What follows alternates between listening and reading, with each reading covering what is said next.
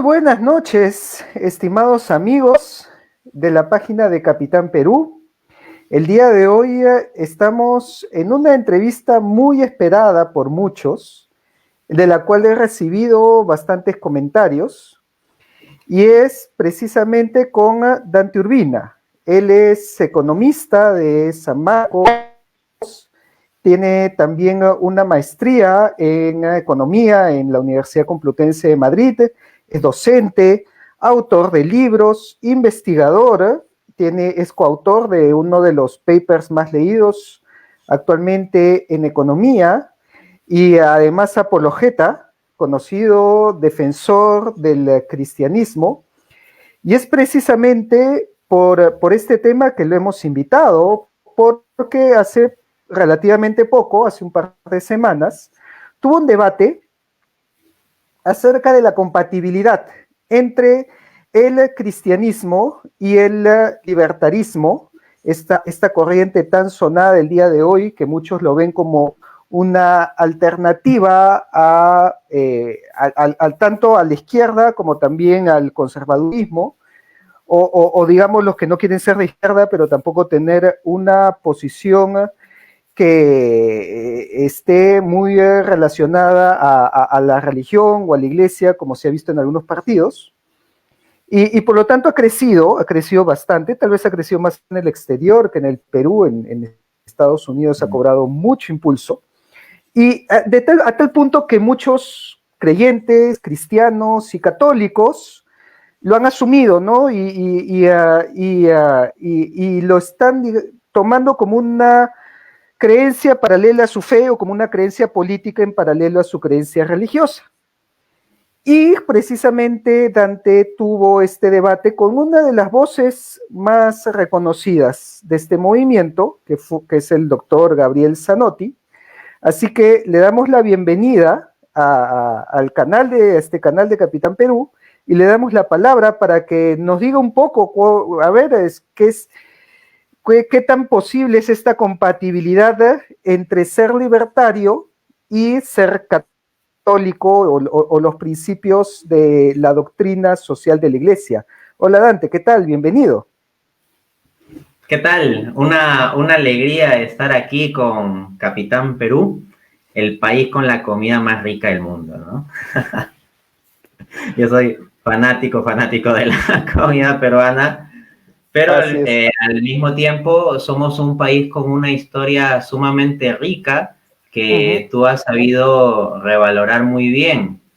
Yo recuerdo una profesora en la primaria que nos decía, el Perú tiene una de las historias más apasionantes de entre los países del mundo, ¿no? Y hay cosas muy curiosas. Esa frase que a veces decimos, esto solo pasa en Perú, pues podría decirse respecto de varios episodios históricos. Entonces, sí, es un Juego de Tronos. Sí, un Juego de Tronos cholo, así. Sí, así es, totalmente autóctono. Y me parece increíble que no le enseñen así, con tantas historias de conspiraciones, lucha de poder, alianzas, traiciones, que han existido transversalmente. Eso es en todas las épocas. Eso es desde el incanato o las culturas prehispánicas, la conquista, el virreinato, y bueno, la república lo vivimos hasta el día de hoy, ¿no? Sí, en efecto. Ahora, yendo al marco que comentabas, ¿no? Sobre este debate que tuve contra Gabriel Zanotti. Pues sí, el debate es sobre filosofía cristiana y escuela austriaca de economía. La cuestión de si son compatibles o incompatibles. El debate está disponible en mi canal de YouTube. A quien le interese ahí lo puede encontrar con el título, ¿no? Debate, filosofía cristiana o cristianismo y liberalismo en la escuela austriaca son incompatibles. Y el núcleo es el siguiente. El núcleo del debate es que tenemos unos elementos fundamentales de lo que define la escuela austriaca y que esos elementos fundamentales tienen unas implicancias tales que, según la tesis que defiendo yo, pues no cuadran con una visión cristiana.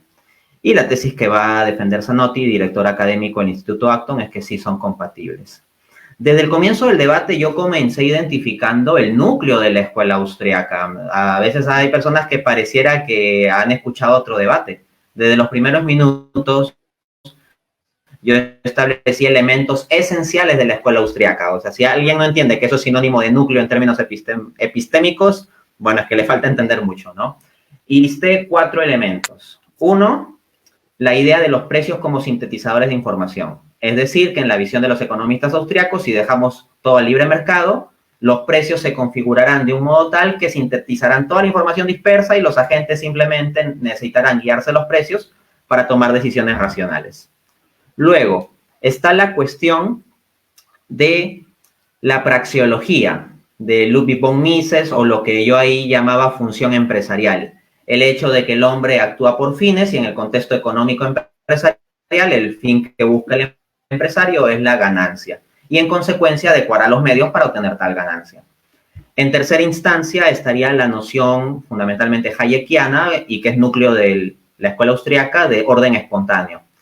Para la perspectiva del orden espontáneo no se requiere de ningún Estado que controle toda la economía y ni siquiera que la regule, porque los agentes económicos dejados a sí mismos generarían pues un orden de mercado, ¿no? Ni siquiera la regulación sería necesaria. Simplemente establecer cierto marco jurídico básico de contratos y derechos de propiedad y después ya que los agentes interactúen.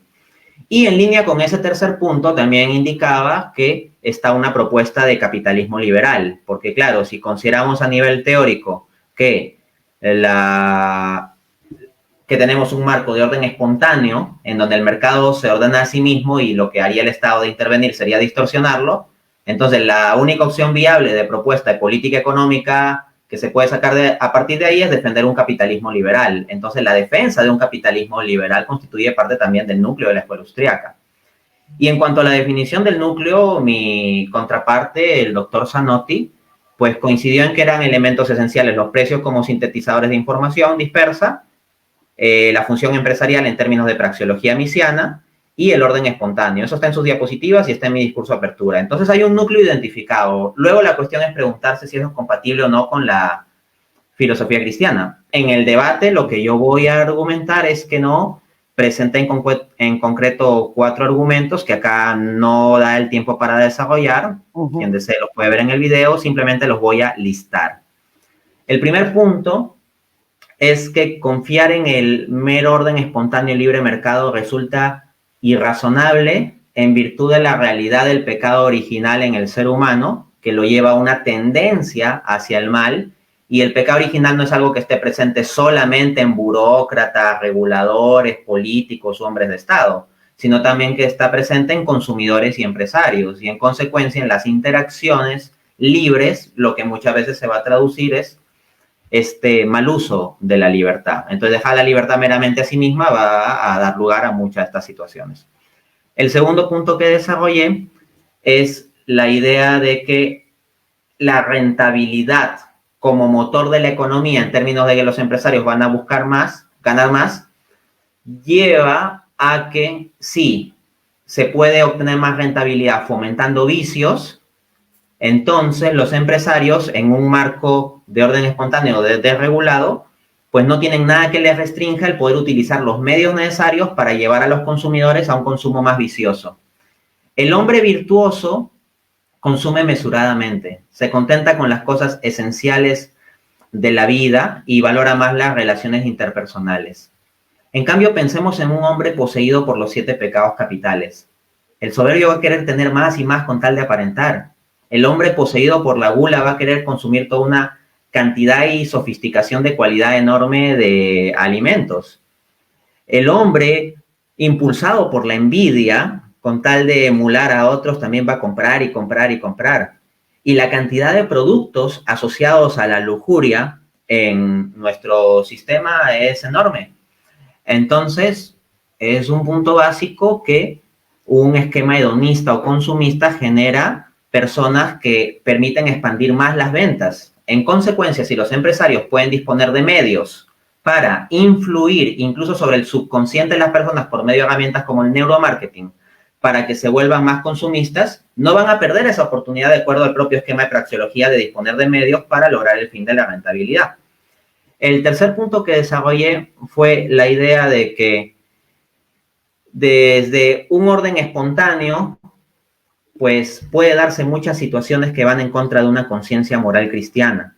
Yo no digo que los partidarios que todos los partidarios de la escuela austríaca tienen que ser gente que promueva o acepte cosas inmorales. Puede haber un partidario de la escuela austríaca que tenga exactamente la misma moral que yo, por ejemplo.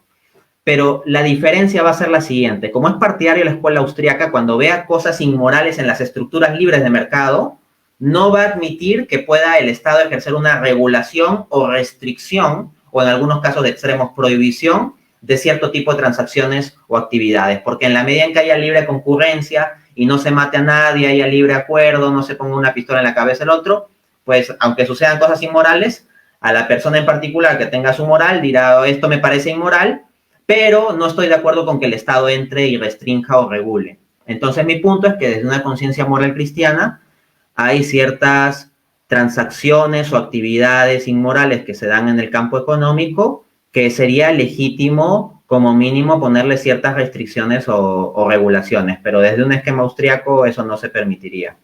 Y el último punto que señalé, que sería como una especie de argumento subsidiario a los otros tres más bien, es que los más importantes economistas austríacos están de acuerdo conmigo y no con Zanotti en que la visión del libertarianismo económico desde un enfoque de escuela austríaca es incompatible con el cristianismo. El propio Ludwig von Mises afirma que no se puede deducir una ética social realizable desde las palabras de los evangelios. Asimismo, pinta a Jesucristo como un resentido social y desprecia a Aquino como alguien cuyas teorías nos van a mantener en el atraso económico si vamos a la noción de precio justo. Asimismo, Friedrich von Hayek, Premio Nobel de Economía de 1975, desprecia la noción de justicia social, que es parte del magisterio católico. De hecho, la palabra justicia social aparece varias veces en el catecismo y en el caso de Hayek va a llamarlo superstición cuasi religiosa. Esos son mis 4 puntos, entonces. Bueno, de hecho, cuando yo vi el debate me parecieron muy sólidos, muy consistentes, al punto que el doctor Zanotti en un momento dijo, bueno, ya no tengo más que decir, pero sin embargo su posición también era un poco la de, ok, eso es lo que hay ahora, pero a ver, vamos a seguir investigando o vamos a poder ver cómo compatibilizarlo en algún momento, incluso te invitó para hacerlo, ¿no? ¿Cuáles son las principales, entonces, respuestas o comentarios o contraargumentos contra esta posición que recibiste post-debate y que te gustaría aclarar? Bueno, sí, en términos de responderle a Zanotti durante el debate, yo creo que la cosa está bastante clara. Ahora, surgen personas que pueden plantear algunas cuestiones adicionales a lo que se dijo en el debate, pero relacionadas con el tema de debate, en los comentarios que eventualmente se hacen en redes sociales. Entonces, yo me encuentro con toda una línea de comentarios. Me encuentro con comentarios, a ver, para contarlo un poco de forma anecdótica, que no tienen ningún argumento, sino se basan en adjetivos burdos. Por ejemplo, nunca va a faltar así el escaso mental que va a mencionar a Venezuela.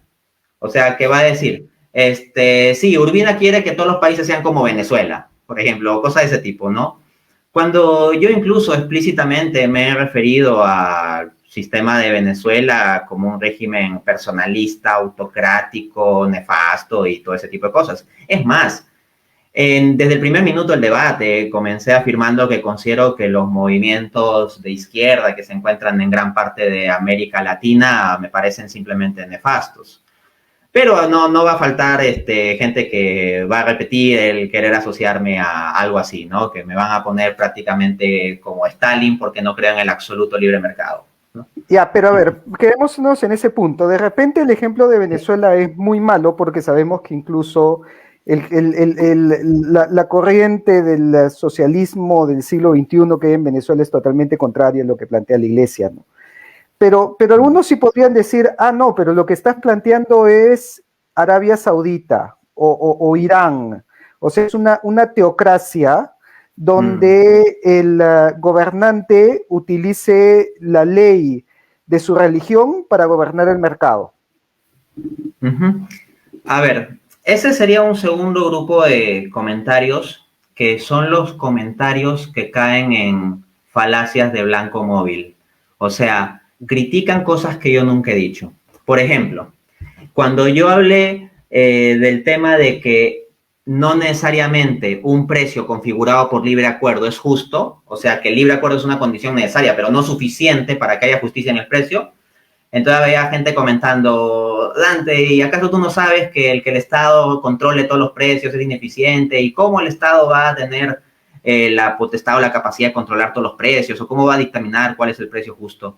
Pero yo en absolutamente ningún momento de todo el debate, ni en ninguno de mis escritos, yo he dicho que los estados hagan un total control de precios. Ahora, había otros, en línea con lo que me comentas, que claro, decían, este tipo quiere imponer un sistema teocrático. No obstante, en el propio debate, yo apunté que, a ver, Zanotti me acusaba de no entender la distinción entre lo legal y lo moral. Y lo que yo respondí en el debate es, sí entiendo esa distinción, porque si yo no la entendiera, yo por mi moral pediría que se prohíba legalmente todo lo inmoral.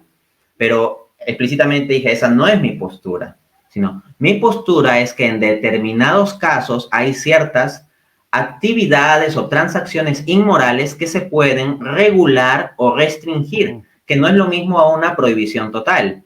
Y esa regulación o restricción se puede hacer en ciertos casos puntuales. No es necesario que el Estado sistemáticamente implemente todo.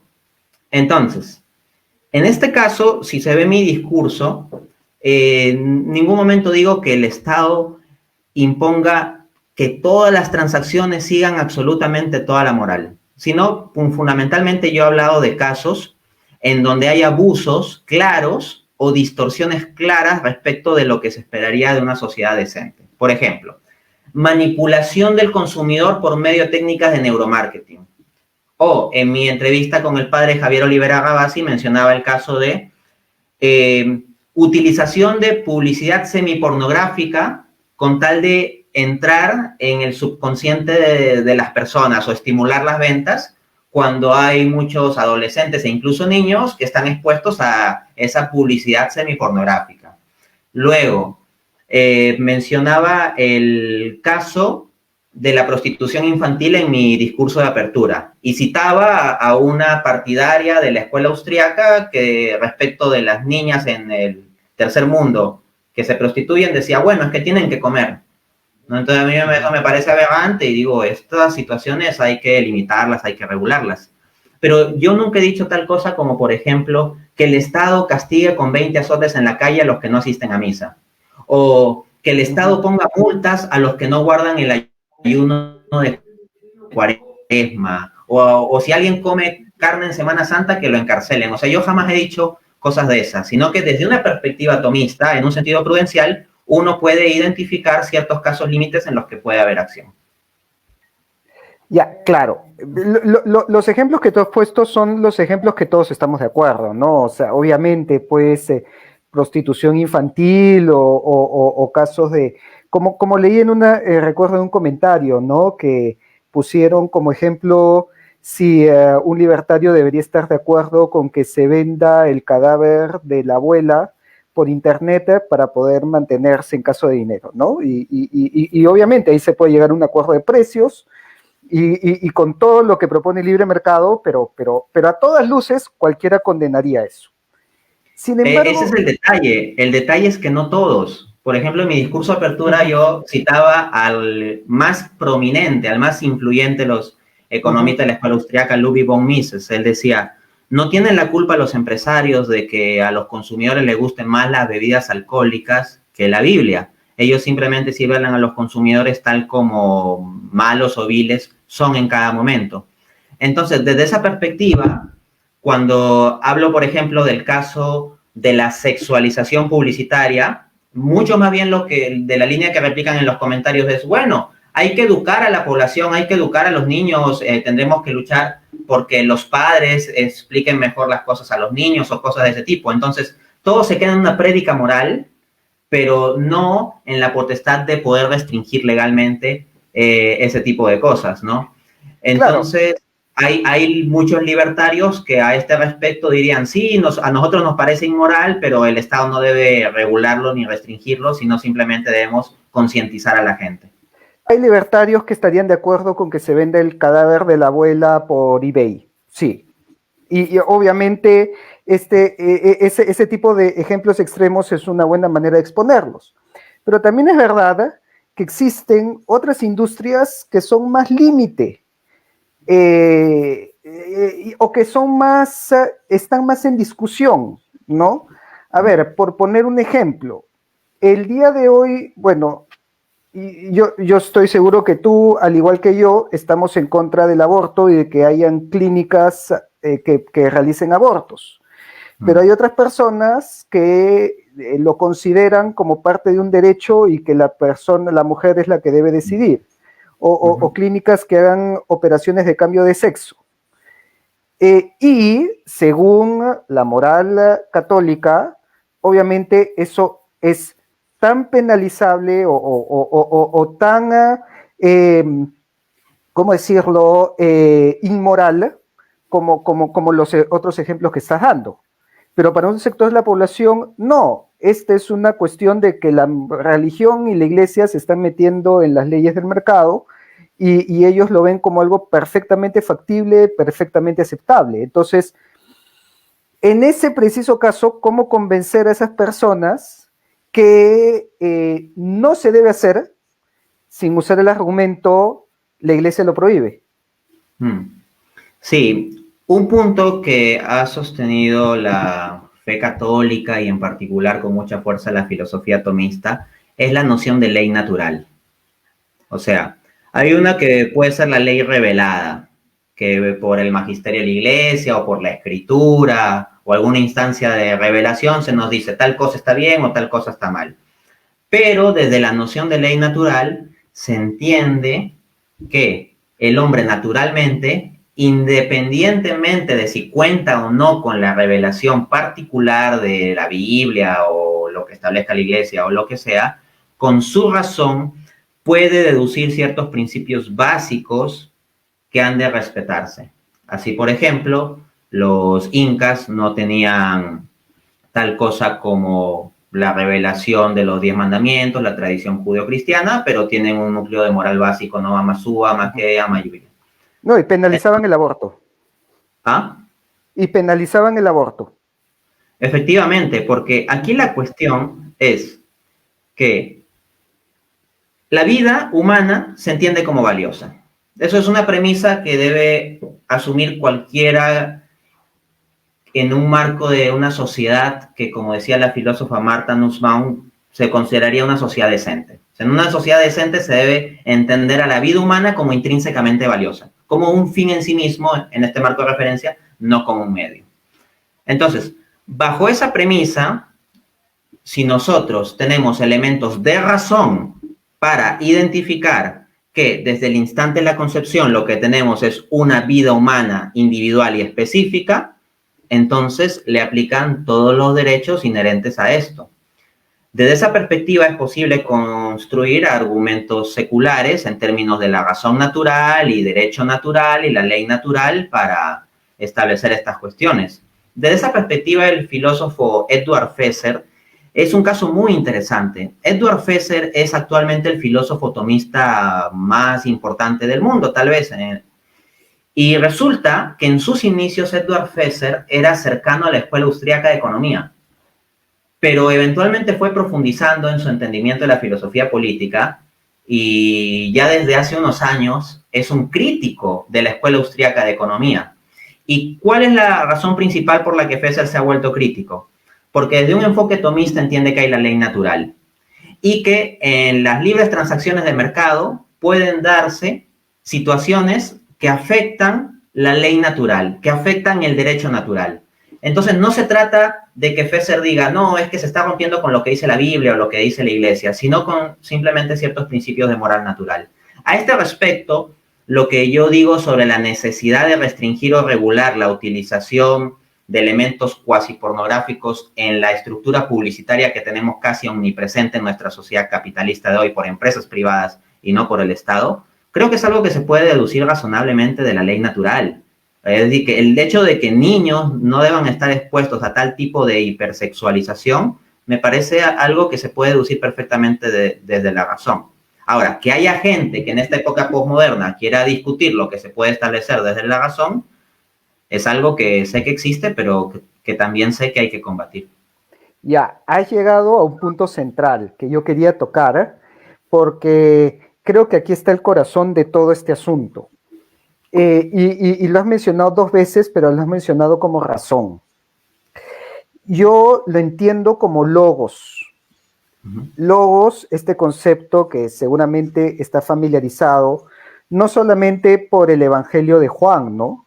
Que dice, el logos es Dios, ¿no? El verbo, la palabra.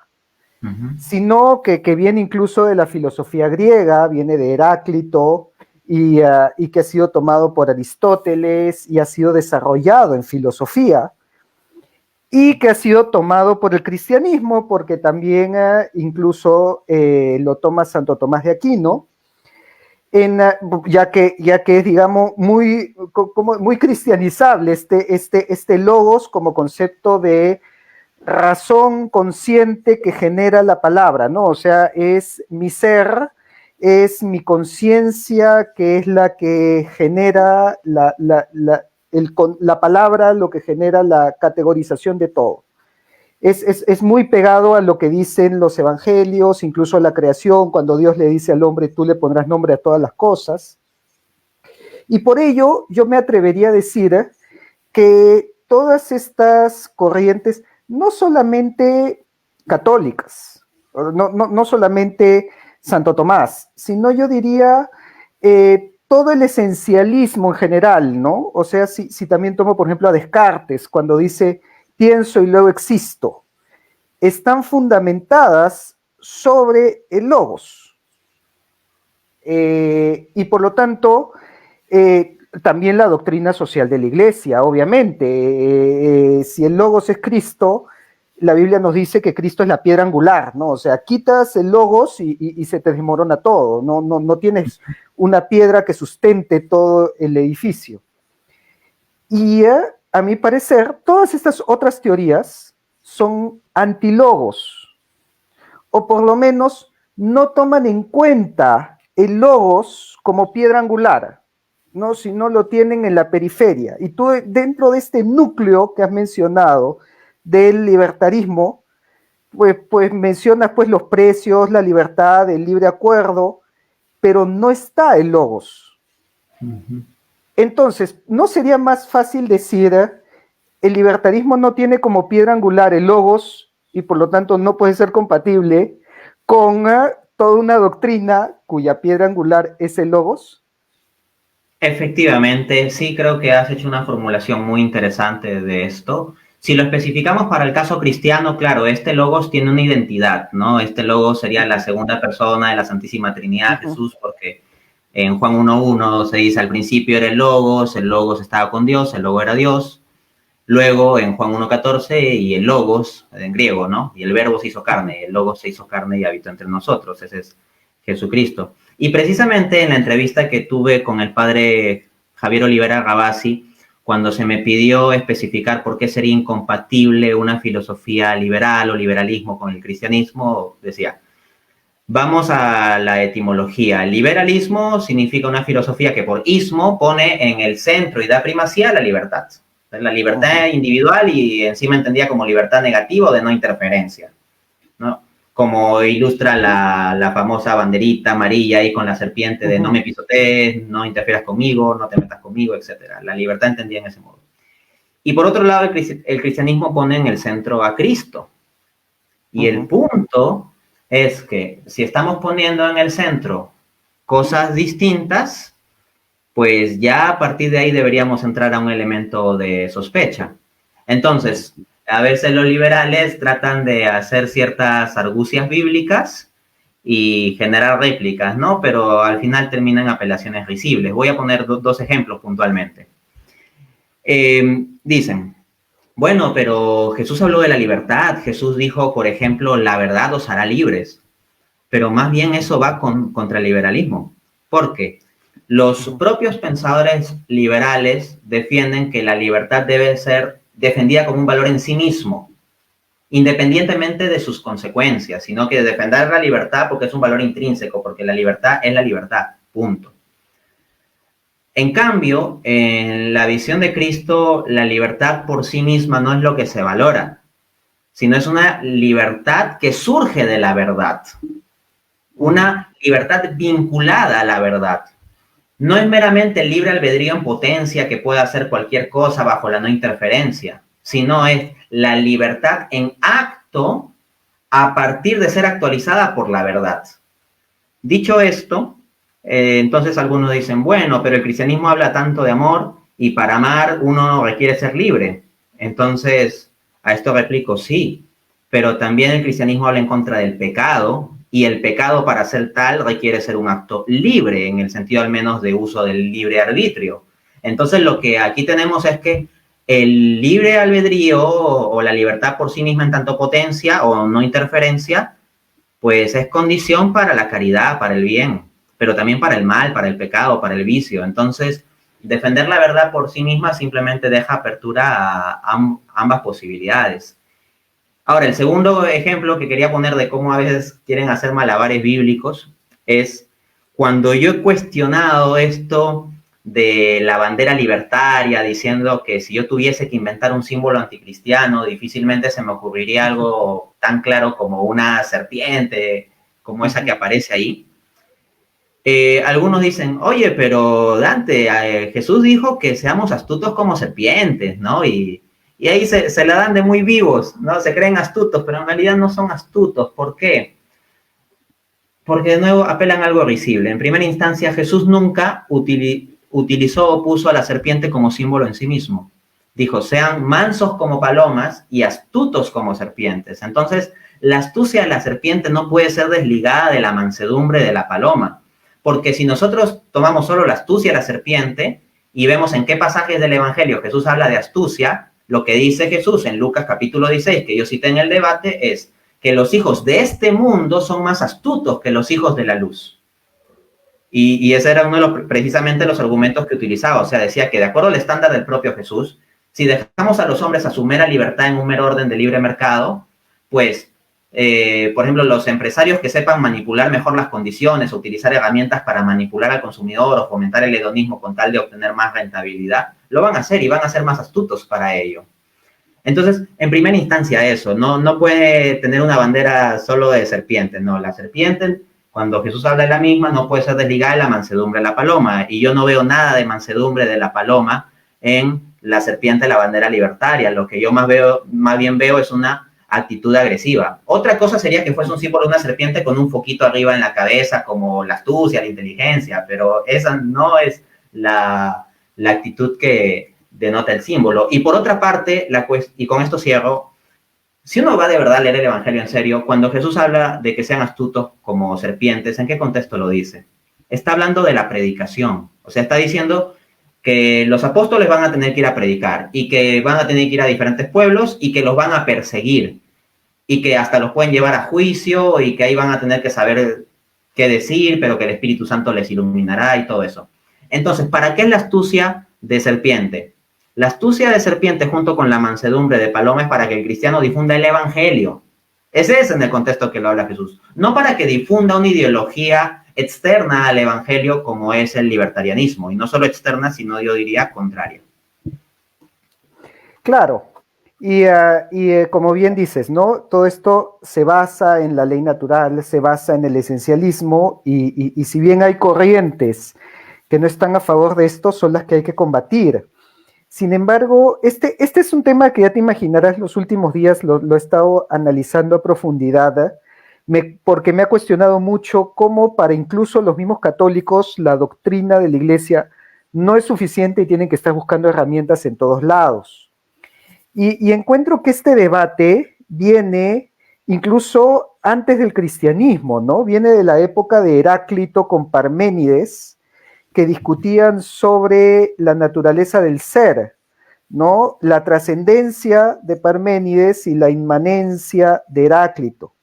Y contrario a lo que muchos creen, este debate no se cerró en la Edad Media, que si bien la Edad Media se puede ver como desde afuera, pues como una época muy dogmática, no, fue una época de mucho debate filosófico, de mucha riqueza y de mucho cuestionamiento.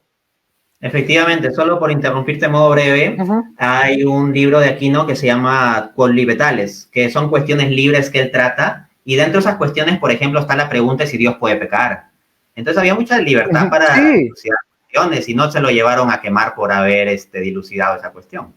claro, ¿no? Y ahí también tenemos la trascendencia versus la inmanencia, ¿no? De Anselmo y Ogham.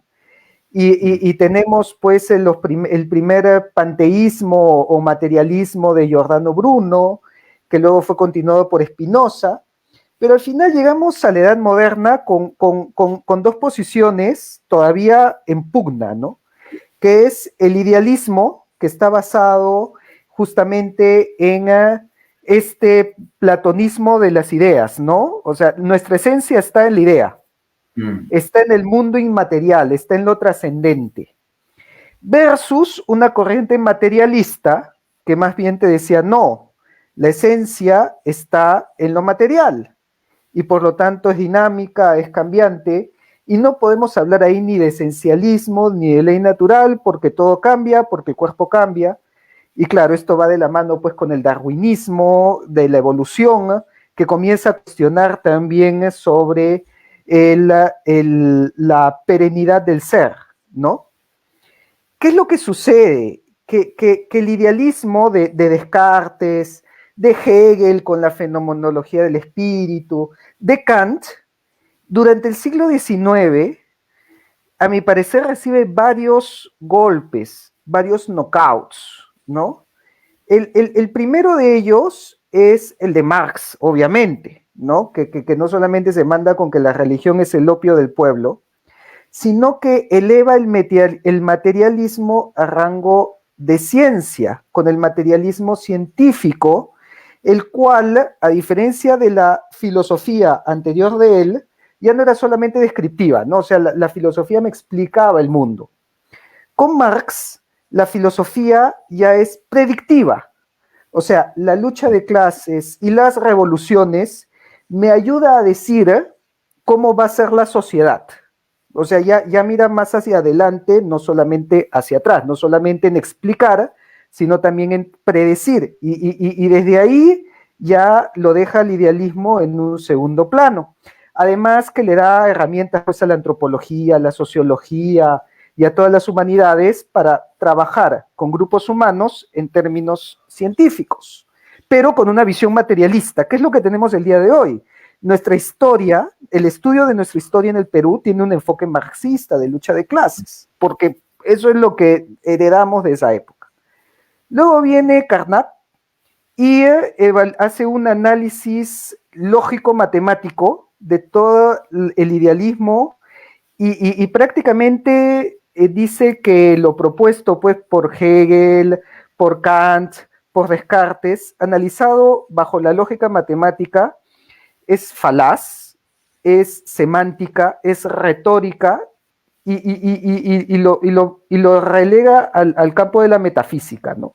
Y te dice esto en lógica matemática no tiene sustento. Segundo knockout que recibe el idealismo. Y luego viene Saussure, no, perdón, me he salteado, Heidegger, existencialismo, ¿no? Que desarrolló por Kierkegaard y peor con Sartre, ¿no? Porque Sartre ya te niega la esencia. Sartre te dice, la experiencia precede a la esencia. O sea, yo construyo mi ser, ¿no?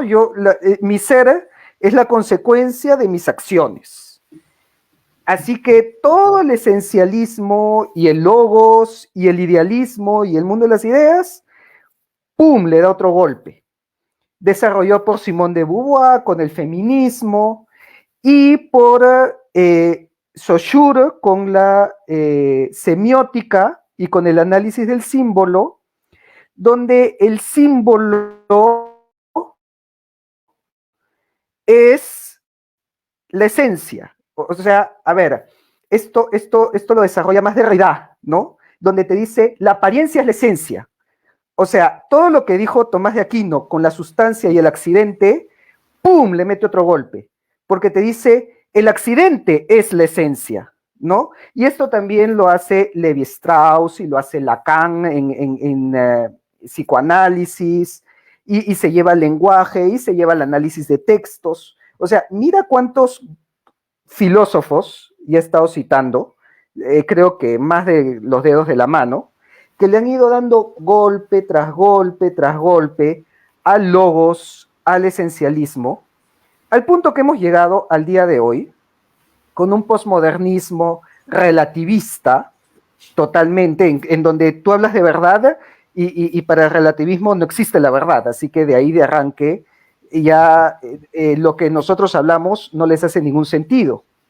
Pero que en el mundo académico es el que prima, porque tienes toda esta herencia de filósofos que desde el siglo XIX han estado golpeando y mermando el idealismo, el esencialismo, el concepto de logos.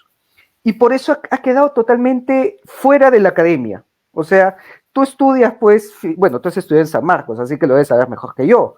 No sé cómo sobreviviste a esas batallas de humanidades con tus profesores, porque pudiste ver claramente cómo en la academia el materialismo de Marx y el existencialismo de Heidegger o de Sartre es el que prima, es el discurso de hoy. Pero yo creo que es el discurso de hoy porque del otro lado del esencialismo nos hemos quedado con Santo Tomás. Y dijimos, bueno, Santo Tomás llegó a la culmen, fue una luminaria que brilló tanto que nos opacó por los siguientes 500 años y hasta el día de hoy no podemos salirnos de mirarlo a él. Mientras que en el otro lado han existido pues toda una serie de filósofos que han estado indagando del tema hasta ahorita, hasta el mismo siglo XX, hasta el positivismo, hasta la Escuela de Viena, hasta Habermas, que para la academia ha relegado el tema de esencialismo a la religión. Y es por eso que mi explicación de por qué muchas personas buscan teorías como el liberalismo es porque la doctrina social de la Iglesia ha quedado al ámbito personal. No, ya, esa es tu religión, esa es tu creencia, pero en el plano de la economía y de la política, lo que prima es y de la academia, y de la universidad, y de los papers, lo que prima es el materialismo, y es el existencialismo.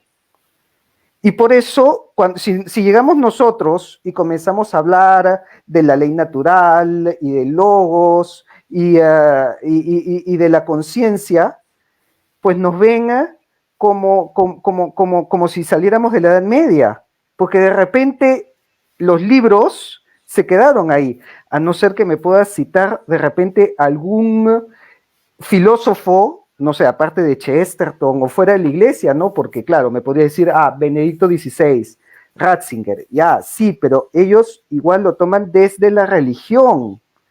No sé si desde la filosofía ha habido alguien que le haga el contrapeso a Marx, a Heidegger, a Kierkegaard, a Sartre, a Unamuno, a Derrida, a Saussure, a Levi Strauss, a Lacan, a la Escuela de Viena, al Círculo de Viena, a Habermas. O sea, y ahí tengo 11 personas y del lado del esencialismo no se me vienen filósofos a la mente o alguien de peso. Y de repente por eso están tomando pues teorías o corrientes tipo el liberalismo porque no hay del lado del esencialismo, más allá de Santo Tomás, de Aristóteles o de la doctrina de la Iglesia, que como dije quedó en el ámbito personal, pero no en el ámbito académico. ¿Quién de la academia yo me puedo tomar y decir, ok, este le va a hacer contrapeso a Marx,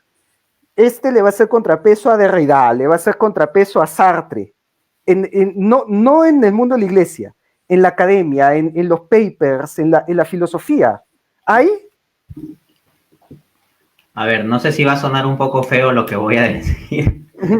Primero un comentario simpático. Me ha parecido alucinante el resumen que has hecho, el recorrido. O sea, estabas hablando primero así, un poco en el aire de Platón, Parménides, y de repente como que resbaló por la pendiente y de repente hemos llegado a Derrida, los posmodernos y todo eso, pasando por Descartes, Hegel, Marx, Kant, la escuela de Viena, el existencialismo, el estructuralismo, el logocentrismo y Sí, todo eso, ¿no?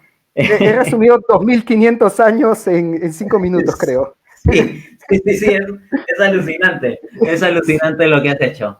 Ya, ahora fuera de comentario simpático, no sé si va a sonar bien esto, pero, claro, tú preguntas, ¿a quién le vamos a poner en contra del marxismo, del positivismo, del existencialismo, del estructuralismo, del posmodernismo, de la escuela de Viena, etcétera?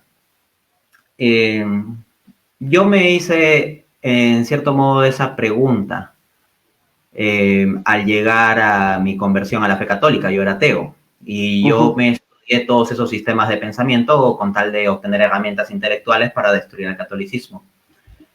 Entonces, frente a que yo me hice la pregunta, ¿quién se va a encargar de todos esos?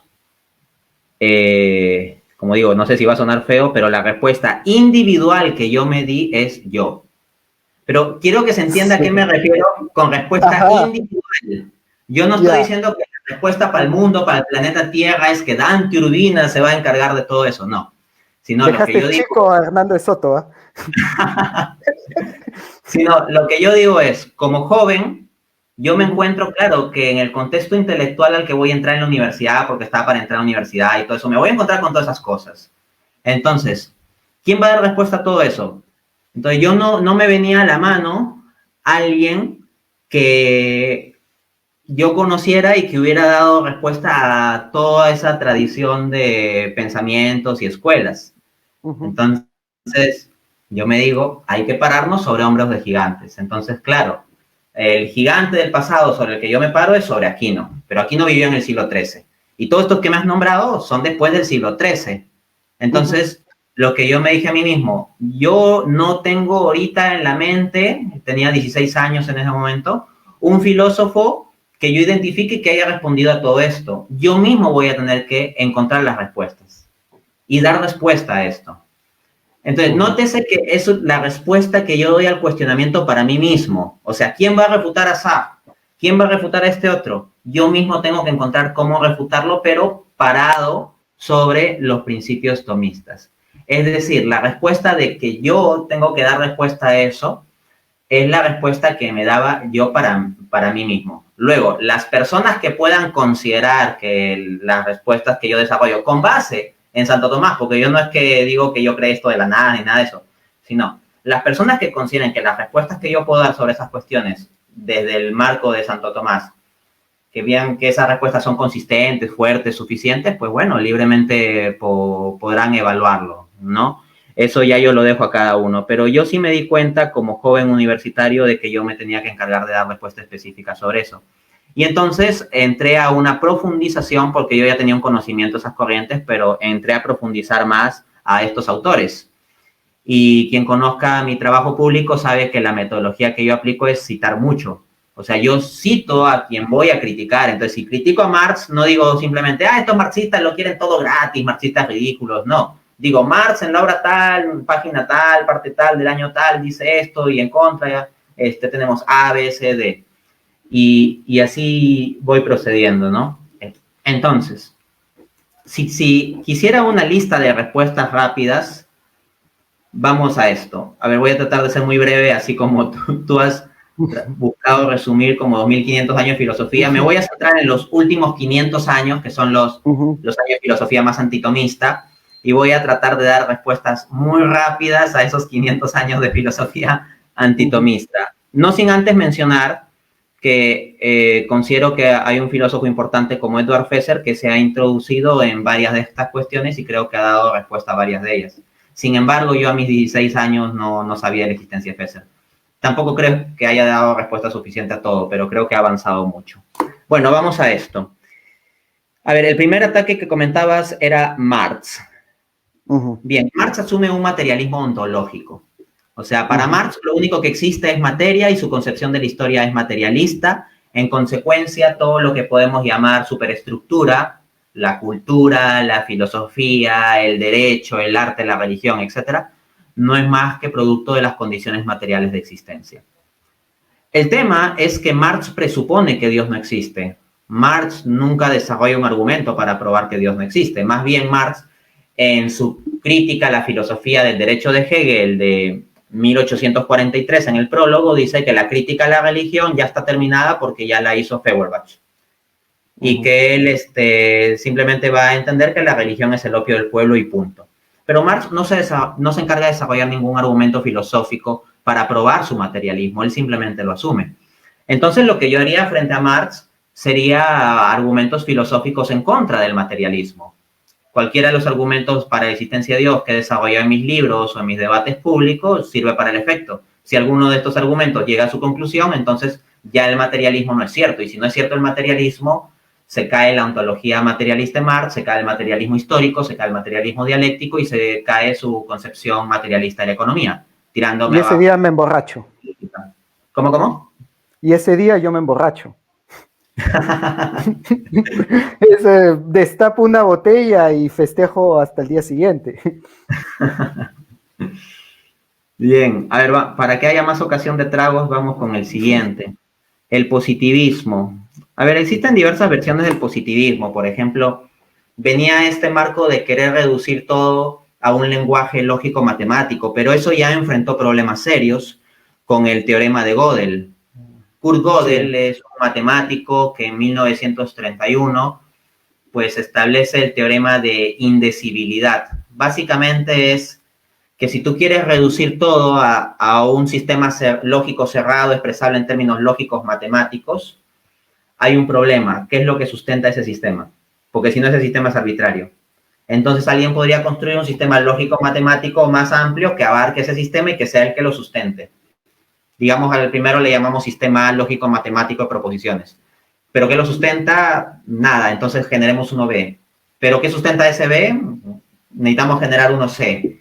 Y en última instancia se llega a que hay ciertas proposiciones que van a tener que ser asumidas. Es decir, un sistema lógico-matemático formal cerrado que pretenda abarcar absolutamente todo, hay algo que no logrará abarcar, su propio ser. O sea, un sistema lógico-matemático cerrado puede abarcar todo lo que está dentro de su esfera, pero los contornos de su esfera no son explicados por él mismo. Entonces, ya el teorema de Gödel supuso una dificultad muy seria para el formalismo lógico-matemático al estilo de Bertrand Russell, por ejemplo. Ahora, si vamos a un estilo más fundamentalista de positivismo lógico, en el cual solo son verdad las proposiciones que sean empíricamente verificables, uno puede simplemente responder que la proposición solo son verdad las proposiciones empíricamente verificables no es una proposición empíricamente verificable. Entonces tenemos un sistema autocontradictorio y lógicamente suicida. Luego, en cuanto al existencialismo, ciertamente Jean-Paul Sartre, el máximo representante del existencialismo, dice la existencia precede a la esencia. Algo que uno podría cuestionarle es, oye, ¿y cómo la existencia es para poder preceder a la esencia? E inevitablemente va a tener que apelar a una esencia de la existencia para explicar cómo la esencia es de tal modo que preceda a la esencia. Entonces ya la esencia no precede a la esencia, lo cual implica un quiebre lógico. Asimismo, Jean-Paul Sartre dice que la idea de que la existencia precede a la esencia se basa en la premisa de que Dios no existe. Esto lo pone en su conferencia. Dime. No, y además es materialista, o sea, la esencia que precede, la esencia que precede a esa experiencia es el material, es la carne, pero esa carne obviamente está vacía, está despojada de ser, y por eso la misma carne va construyendo, por lo tanto esa carne va construyendo su propio ser, que es ahí de donde viene todo el deconstructivismo posterior de Derrida, y donde viene tú construyes tu género y tú construyes tu identidad, o sea, pero en el fondo es un materialismo. Exacto. A ver, el quiebre lógico que le podemos plantear a Sartre es, si tú dices que hay una existencia previa que va a venir a construir el ser, la pregunta es, ¿a partir de qué ser esa esencia tiene las cualidades tales que le permiten construir el ser? Y si no tiene ser, entonces la existencia no tiene ninguna base ni siquiera para la existencia. Y si decimos que sí tiene ser, entonces hay un ser que precede al ser, lo cual es absurdo. Por ejemplo, ¿por qué una inteligencia artificial que es más inteligente que nosotros no construiría su propia esencia? Efectivamente. Y de hecho eso se vincula justo a lo que iba a mencionar que dice el propio Jean-Paul Sartre. En su conferencia de 1945, El existencialismo es un humanismo, él dice, el existencialismo que yo defiendo es un existencialismo más coherente, un existencialismo ateo.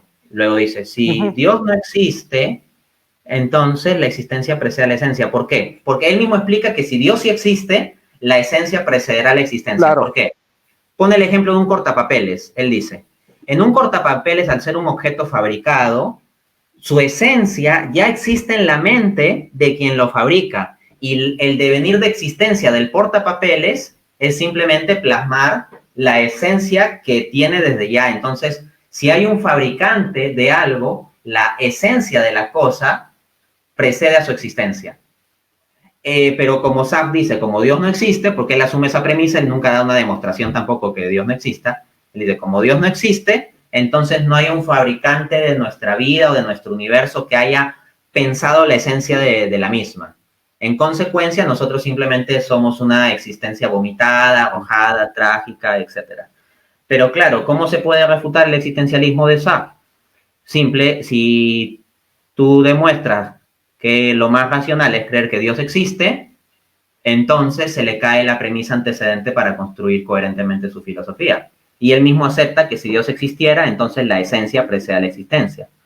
En cuanto al estructuralismo, rápidamente, en el estructuralismo, en propuestas como las de Derrida y el desconstruccionismo, de ver todas las cosas como construcciones sociales, construcciones de estructura que se pueden separar en partes, es decir, de construir, lo que van a decir los estructuralistas básicamente es que todo pensamiento puede explicarse por sus condiciones de contingencias históricas. Es decir, que si Aquino pensó así es porque en la época de Aquino había tales condiciones históricas que llevaron a esto. Que si Aristóteles pensó así, o Descartes así, o Hegel de este modo, es porque hubo tales condiciones de construcción histórica que lo llevaron a esto, y lo que tenemos que hacer es deconstruir su pensamiento en términos de esas categorías históricas. Bueno, una objeción que se le puede plantear al constructivismo es que el constructivismo mismo sería una construcción social. Es decir, ¿por qué el constructivismo surge en este momento de la historia? ¿Por qué el constructivismo surge en sociedades altamente secularizadas en donde no se tiene la noción de Dios como unificador social? ¿Por qué el constructivismo surge en un contexto después de Segunda Guerra Mundial y después de filósofos existencialistas? ¿Por qué el constructivismo surge en un contexto de mayo de 68 y de revolución sexual? Entonces, si al final la veracidad de un pensamiento no se puede establecer en cuanto a la esencia del pensamiento, sino que cada pensamiento puede ser deconstruido en sus condiciones sociales en que surgió, podemos decir que el deconstruccionismo mismo puede ser deconstruido. Entonces eso es lo que yo aplicaría. Le aplicaría una desconstrucción al desconstruccionismo para mostrar que sería un constructo social arbitrario. Y desde su propia metodología no tendrían cómo objetar eso, a menos que se vuelvan existencialistas y apelen a un concepto de verdad independientemente de la construcción social. Para terminar con los posmodernos relativistas, ¿no? Dicen, bueno, todas las verdades son relativas. Recuerdo que esa proposición la escuché por primera vez de un profesor de secundaria. Y este profesor decía que la moral era totalmente relativa. El problema es que era el profesor de ética. No, El profesor... no. Sí. Yeah. El profesor de ética vino a decirnos que la moral era relativa y yo era el alumno ahí recién convertido a la fe que iba a contradecir al profesor, ¿no? Y entonces le planteé la pregunta, profesor, la proposición, todas las verdades son relativas, ¿es una verdad absoluta o relativa? Y ahí lo metí en una trampa y no tuvo más opción que cambiar de tema. No lo dejé escapar y le dije, va a tener que ser de una de las dos. Si usted dice que es una verdad absoluta, la proposición, todas las verdades son relativas, es una verdad absoluta, se autocontradice. Y si usted dice que es una verdad relativa, entonces es una cuestión que depende de la opinión de cada quien, así que usted podrá pensar que todas las verdades son relativas, y yo por mi parte puedo pensar que hay verdad absoluta, y usted no tiene cómo contradecirme porque tiene que respetar mi opinión también. Entonces, si su opinión de que todas las verdades son relativas es relativa, puede haber un contexto también en que tal opinión no sea verdad, porque lo relativo es que se va a cumplir solo en determinadas circunstancias. Y si la proposición todas las verdades son relativas, solo es relativamente verdad, habrá otras instancias relativas en que no sea verdad y por lo tanto habrá verdad absoluta. Así que es inescapable que haya verdad absoluta. Y a lo largo de mi vida universitaria, entonces, luego de eso, lo que me he dedicado es que cuando me he encontrado este tipo de filosofías, las he combatido. Entonces, ¿cómo sobreviví a San Marcos? Bueno, combatiendo a compañeros, a profesores, al Parado y ambiente. sin polo. Sí, parado y sin polo, así. Bailando los cuchillos y todo eso, ¿no? Sí. Será duelo con cuchillos, sí. Un duelo a Exijo muerte con juicio por cuchillo. combate. Les iba a enseñar mis costumbres pacíficas por la fuerza. De hecho, Sí. tenía una amiga que hacía una especie de ironía sobre mí, ¿no? Dice, Dante es muy abierto, si tú piensas diferente que Dante te va a decir, claro, ven, dialoguemos, ¿no? Y ya sabían que lo que venía después de eso era El juicio por combate. sí. Mira, yo creo que, a ver, exitosamente te has tumbado a todas estas corrientes filosóficas materialistas, lo cual es algo factible, o sea, es la primera parte del trabajo, ¿no? Yo también podría tumbarme la teoría de la relatividad de Einstein porque es conocido sus errores o sus insuficiencias, no son errores, sus insuficiencias, ¿no? Einstein no te explica el núcleo de los agujeros negros, por ejemplo, ¿no? La singularidad, ¿no? Einstein no te explica la singularidad del Big Bang, ¿no? Entonces, yo puedo decir, sí, estuvo equivocado y no es suficiente y no alcanza con esto. Pero la van a seguir utilizando mientras que yo no plantee una teoría que complete lo que he criticado de Einstein. Igual, tú puedes tumbarte a todos los filósofos del siglo XIX, XX, XXI, pero lo seguirán leyendo y utilizando en las universidades mientras que no plantees la alternativa a ellos o algo que sea más completo o algo que responda a las preguntas que has planteado y que ellos no están respondiendo. Y ya debes saber que para plantear esta alternativa debes responder una pregunta fundamental, piedra angular, y que se la vienen haciendo desde Heráclito y Parménides. Entonces, ¿qué es el ser? Sí, Eso es, ¿no? efectivamente. Si no se Sí. responde eso, seguimos en el aire. La pregunta sobre el ser es fundamental. El filósofo que más insistió en la pregunta sobre el ser, creo, es Martin Heidegger. Y de hecho, Martin Heidegger en sus conferencias sobre metafísica de la década de los 30 vuelve mucho sobre los presocráticos, lo cual era algo curioso. La mayoría de filósofos del siglo XX como que se saltaban totalmente a los presocráticos. Sí. Y vuelve Más donde bien, Heráclito. exacto. Y vuelve Sí. donde el logos de Heráclito. Y llegan ahí, exacto, y terminan llegando ahí sin darse cuenta, ¿no? Sí, totalmente. Entonces, Heidegger planteaba la pregunta sobre el ser de modo muy insistente. Y yo creo que la forma de dar respuesta a la pregunta sobre el ser puede ir siguiendo el camino que recorrió Heidegger y que él mismo no llegó a completar. Voy a tratar de resumir esto que es complejo. A ver, en Historia de la Filosofía a veces se habla de dos Heideggers. El Heidegger de Ser y Tiempo de 1927 y el Heidegger de la Carta sobre el Humanismo de 1946. El primer Heidegger es un existencialista que en su visión de ser y tiempo considera que el ser es algo absolutamente relativo. Entonces no hay un ser en sí mismo, sino es el ser ahí o el ser hacia. El Entonces, Dasein. el Dasein, exacto, ¿no? O sea, el hombre es un ser que existe ahí, arrojado en la existencia material y que se encuentra en el marco de tiempo y que siempre está orientado hacia hacer cosas, está orientado hacia. Entonces no hay una permanencia o solidez de la noción de ser. Pero eventualmente Heidegger tiene un vuelco en su pensamiento en que va a renegar de todo el existencialismo y se va a convertir en el mayor enemigo intelectual de Jean-Paul Sartre. Esto sucede en la década de los 40. Ya había mencionado que Sartre escribe da esta famosa conferencia, El existencialismo es un humanismo, que puede considerarse el mejor resumen del pensamiento existencialista. Y la carta sobre el humanismo que escribe Heidegger es una respuesta a la conferencia de Sartre. Y lo que va a decir Heidegger es que el hombre, centrado en las cosas del mundo, en estos autores que se leen y los autores nuevos y los papers y la academia y lo que se compra y lo que se vende y la tecnología y todo eso, en suma de lo que tú me has hablado que va a seguir sucediendo y lo que la gente va a seguir haciendo y leyendo y dándole caso, Heidegger dice que el hombre moderno, centrado en eso, se ha olvidado de la cuestión del ser, ha olvidado al ser.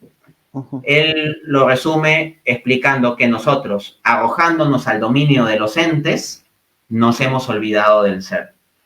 Y lo que va a hacer Heidegger entonces es volver sobre la noción de ser, sobre la noción de esencia, sobre una visión fuerte de ser.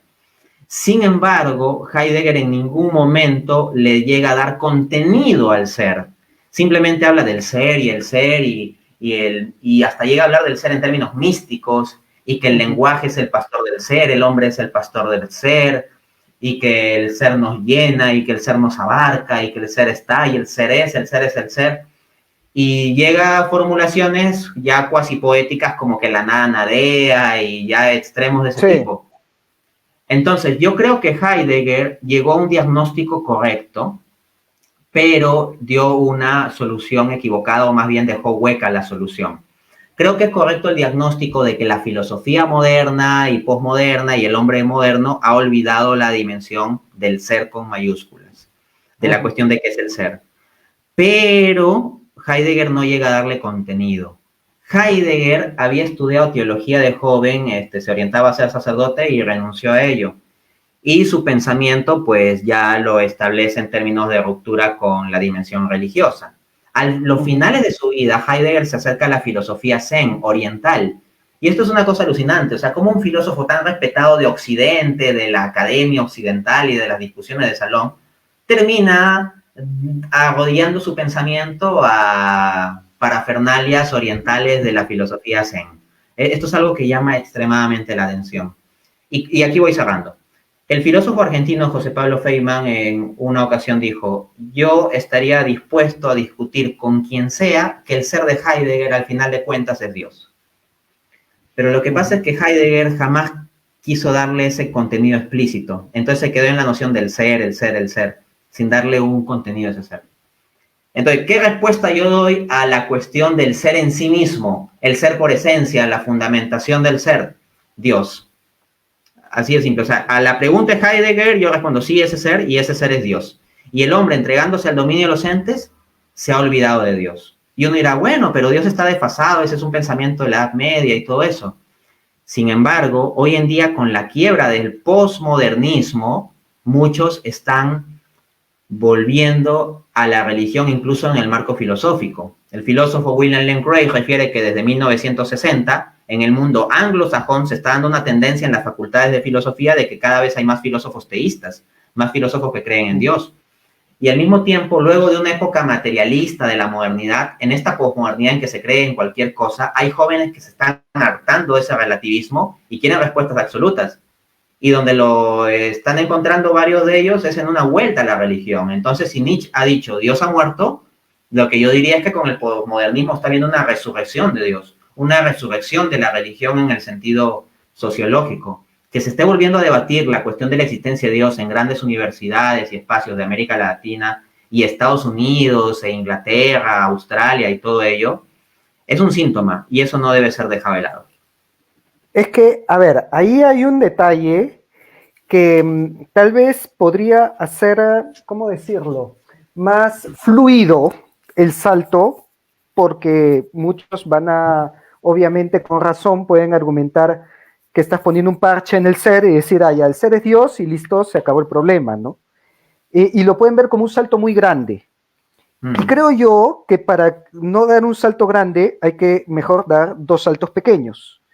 Y por eso, antes de definir cuál es el ser con mayúscula, el salto pequeño es definir cuál es el ser con minúscula.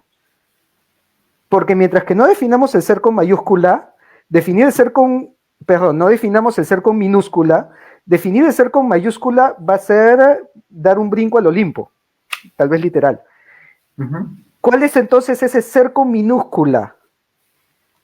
Que si no tiene definición, tampoco hay contenido del ser como lo dejó en el aire Heidegger. Si vamos a una definición pragmática u operacional de lo que es el ser a nivel de minúscula general, pues ser es lo que existe. O sea, lo que tiene ser existe. Y en ese sentido, aplicando una metodología atomista, precisamente ya no damos un salto, sino hacemos una vía, un recorrido. Entonces, ¿de qué parte Santo Tomás? Santo Tomás en la Suma Teológica no llega diciendo, Dios es el ser y esta es la solución de todo y a partir de aquí todo lo demás.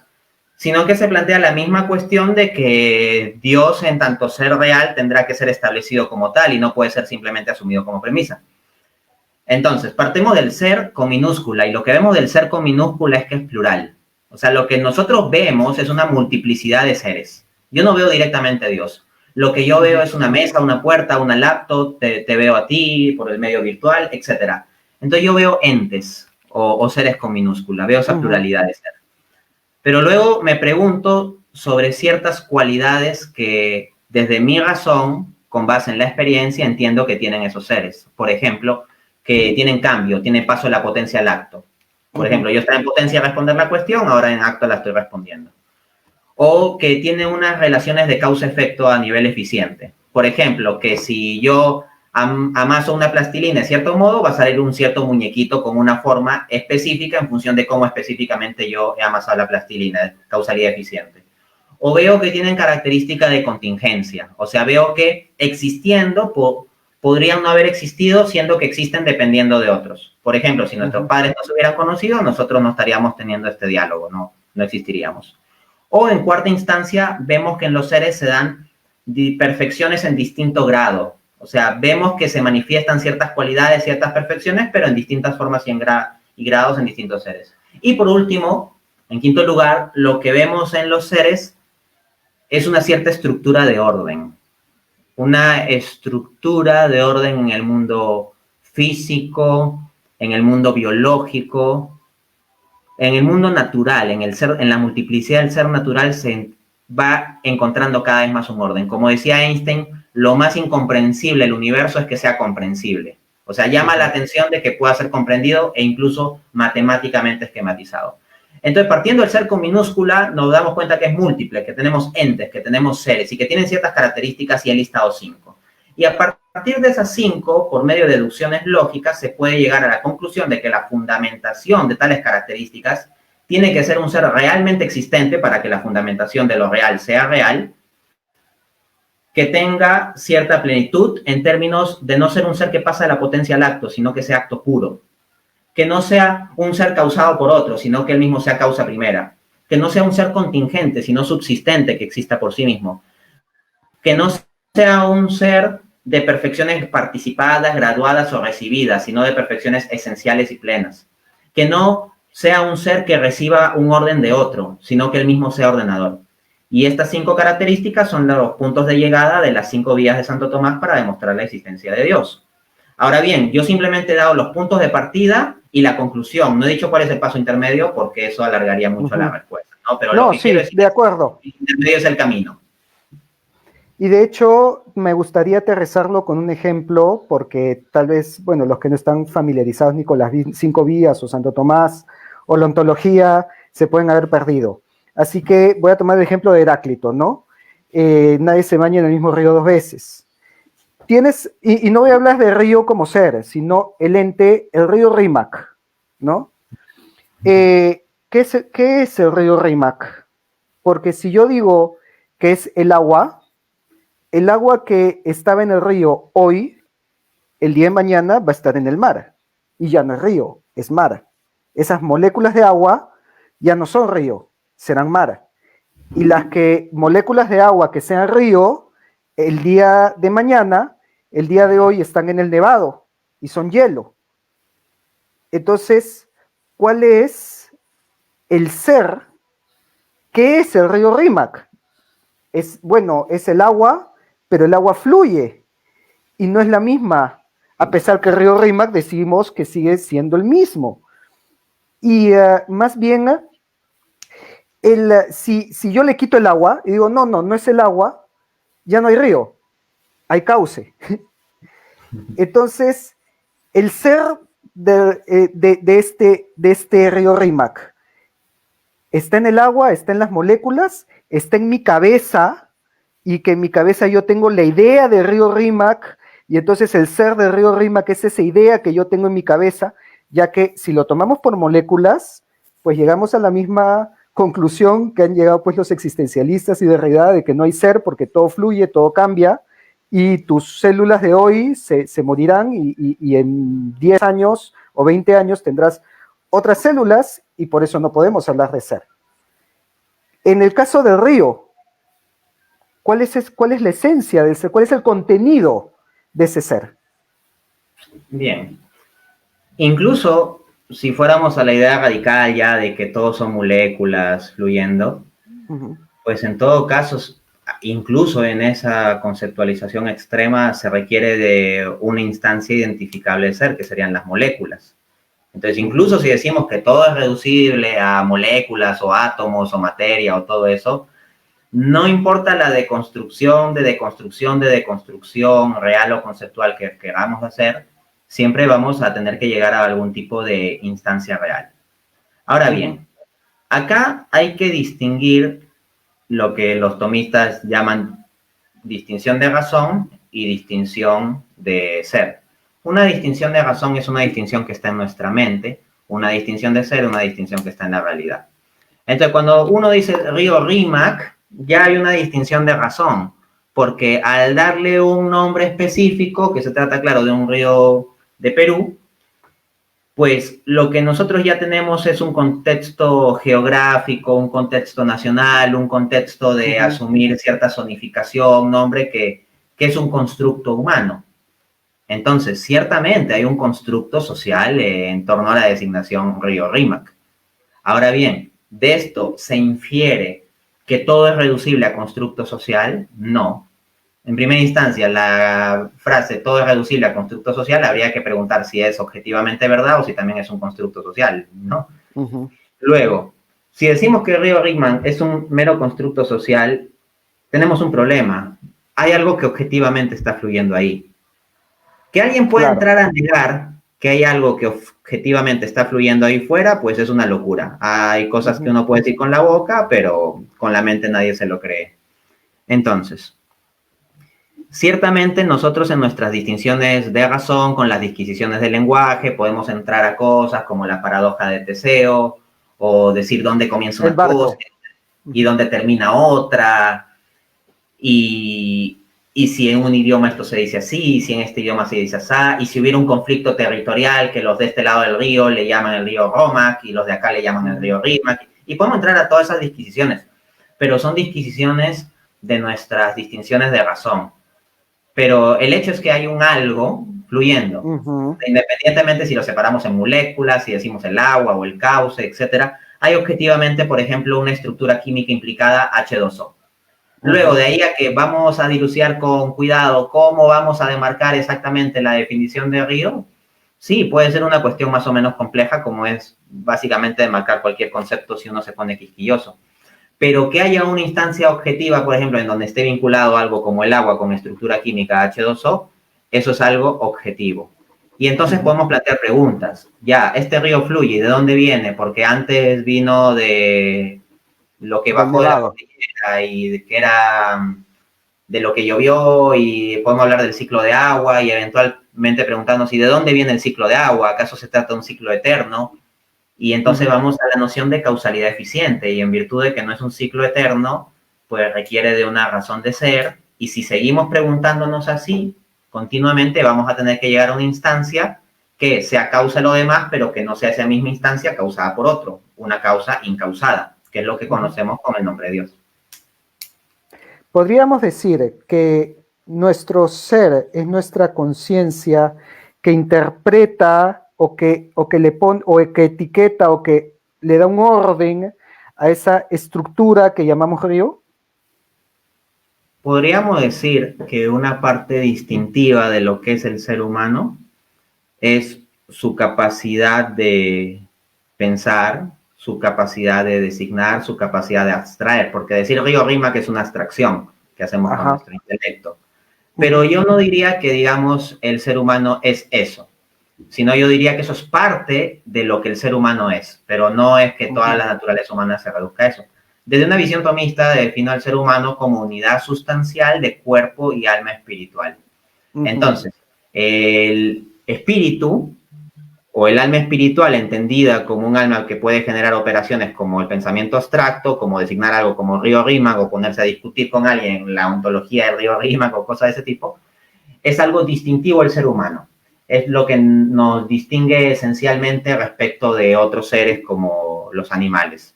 No obstante, también es parte de nuestra definición que tenemos una materialidad, ¿no? Bueno, el ejemplo solamente sirvió un poco para aterrizar estos ejemplos que dice anteriormente, y creo que ya las personas se pueden dar cuenta un poco de que no es tan fácil, ¿no? Esta elaboración de, ¿cómo lo llamarías? El esencialismo del siglo XXI, no lo sé, pero yo creo que, al igual que tú, creo que está latente, porque sí, como bien has dicho, se necesita toda una alternativa a este posmodernismo materialista, relativista, que más bien está llevando a la sociedad al caos y a la anarquía y a la sinrazón y al olvido del ser y a la destrucción del hombre y de su identidad. Que dicho sea de paso, tengo una última pregunta sobre identidad. Que si no la hago, nuestro amigo en común, Cristian, no, me va a matar. Pero, a ver, abarca muchos temas el responder esto, ¿no? Tú dijiste, bueno, es verdad, ahorita no hay ningún contrapeso frente a Marx o a Derrida o al Círculo de Viena, pero ni siquiera ellos actuaron solos, ¿no? De hecho, ha sido un esfuerzo más o menos coordinado, pero alineado de 200 años para llegar hasta el día de hoy. Y claro, obviamente que solo, ya hemos visto que esto involucra temas de filosofía, lógica, incluso matemática, biología, y tal vez por ahí temas de conciencia, neurología, medicina, que escapen a una sola persona. Y por eso te voy a hacer la misma pregunta que le hice a Juliana Calambroyo cuando la tuve aquí también en mi canal, ¿no? ¿Por qué no se juntan los cerebros a pensar en cómo responder a todas estas cuestiones, pero de forma coordinada entre ellos y sumando y haciendo sinergia de sus conocimientos? Porque lo que ahora veo es que, bueno, por un lado sales tú con tu canal y con los libros de apologética, y por otro lado sale Agustín Laje, que se manda en contra del marxismo y de la ideología de género, con sus aciertos y errores, porque acá lo he criticado mucho, a Laje también. Y por otro lado, pues así veo iniciativas de gente que ya se hartó de lo que hay ahora, porque Miklos Lukács, que habla sobre el transhumanismo y sobre los peligros del avance tecnológico en temas de libertad, con iniciativas muy interesantes en que todos tenemos en común que ya nos hartamos de lo que estamos viviendo ahora en la sociedad, porque vemos una sin razón que creo yo que es el producto justamente de la negación del logos, ¿no? Pues niegas el logos, obviamente, y regresas a la irracionalidad porque estás dejando la razón, pero que no son orgánicos, son iniciativas propias, pero no hay un foro donde se siente, o una incubadora, o un think tank, o como quieras llamarle, en donde se sientan todos y ver el problema cada uno desde su arista para armar este rompecabezas que todos necesitamos. ¿Por qué no se unen estos esfuerzos? ¿Por qué no se arman estas incubadoras de entre personas que están de acuerdo en temas en común? Y si la respuesta es sí, porque viene con su segunda, ¿por qué no? Porque esto te lo quise preguntar desde que vi la entrevista. ¿Por qué no aceptaste la invitación de Zanotti en trabajar en ese tema? Porque al final él dijo, oye, dame tu WhatsApp, vamos a conversar, creo que de acá se le puede salir cuestiones muy interesantes, pero al final dijiste, mira, este es un debate, no un conversatorio, y personalmente a mí me pareció que si se sentaban los dos a compartir ideas, a futuro podía salir algo mucho más interesante, al igual como nos hemos sentado acá y han salido cosas muy interesantes, al igual como si nos sentamos en un foro con muchos más cerebros, estoy seguro que incluso podría salir esta teoría que estamos hablando para hacerle contrapeso al posmodernismo. A ver, voy a responder con sinceridad. Te voy a poner una analogía que comentaba el apologista católico Frank Morera. Él, en una charla suya, discutía sobre la cuestión de las traducciones bíblicas y decía que la peor traducción bíblica de todas fue hecha por una comisión. Y decía, si tú quieres que algo no funcione, encárgaselo a una comisión.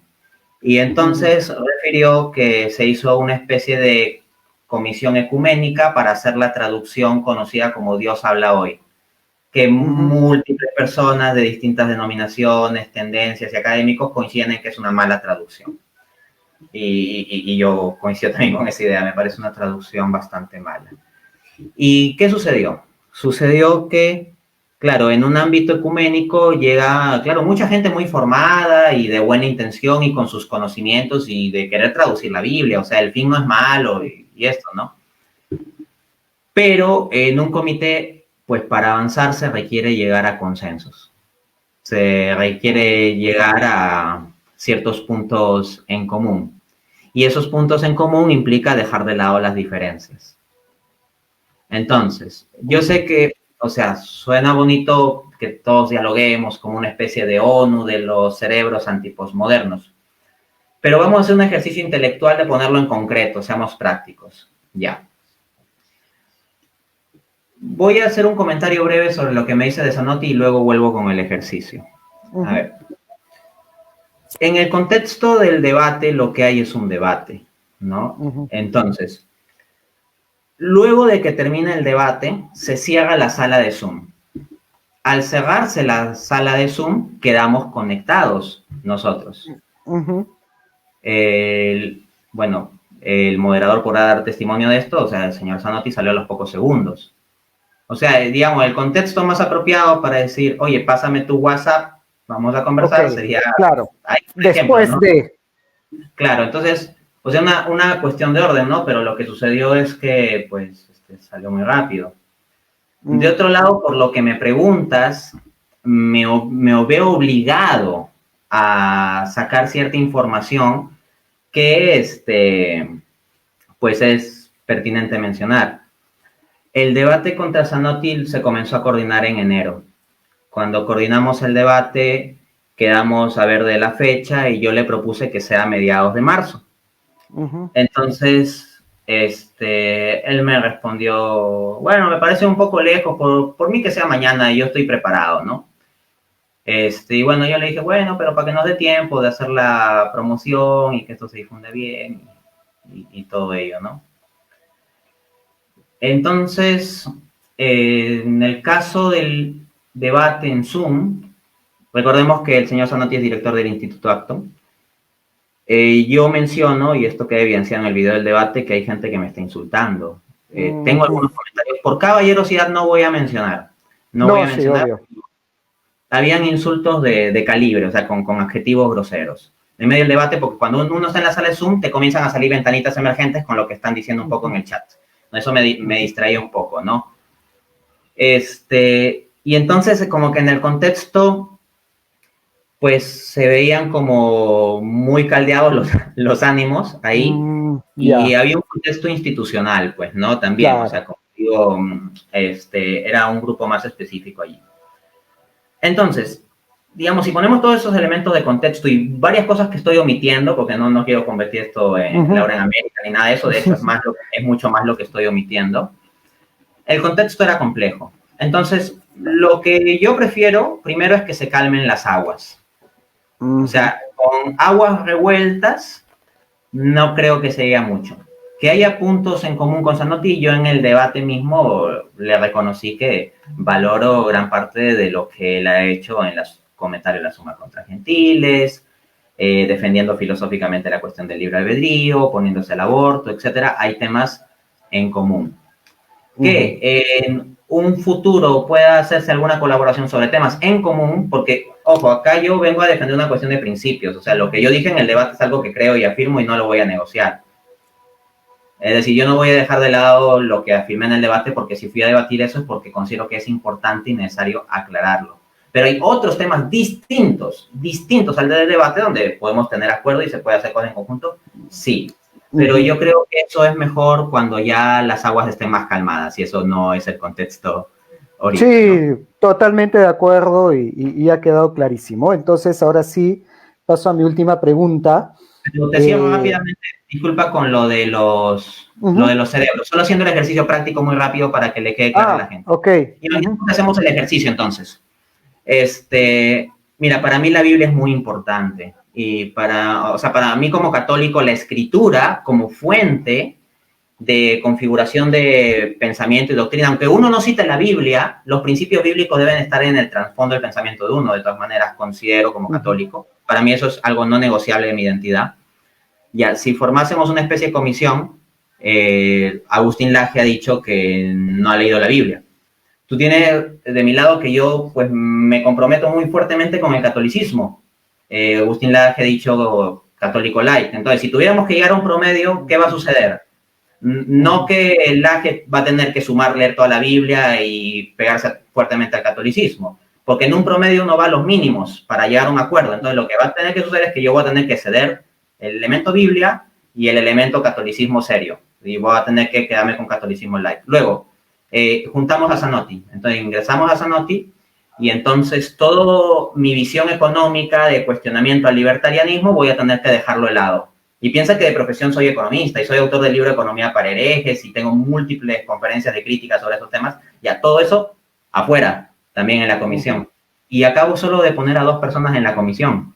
Entonces, en la medida que más personas incorporemos, desde mi perspectiva voy a tener que ceder y ceder y ceder y ceder hasta que me queden que 1 más 1 es 2 y que el pasto es verde. Y eso lo decimos contra el posmodernismo, porque Chesterton dijo, y con esto cierro, que llegará el día en que uno tendrá que desenvainar una espada por decir que el pasto es verde. Así es, sí, totalmente, es verdad, no, sí, por supuesto, clarísimo, que es un riesgo, justamente la falacia del punto medio, ¿no? El decir que, bueno, la distancia, el diámetro de la Tierra son 40.000 kilómetros y otro dice, no, son 20.000, digo, ya, bueno, ya quedamos en 30.000 y ni para ti ni para mí, ¿no? Por supuesto, eso sí es un riesgo siempre latente en este tipo de casos, aunque nunca está de más, como dije, compartir información sin llegar tal vez a un consenso, pero diciendo, oye, mira, yo sé esto que tal vez tú no sabes, y viceversa, ¿no?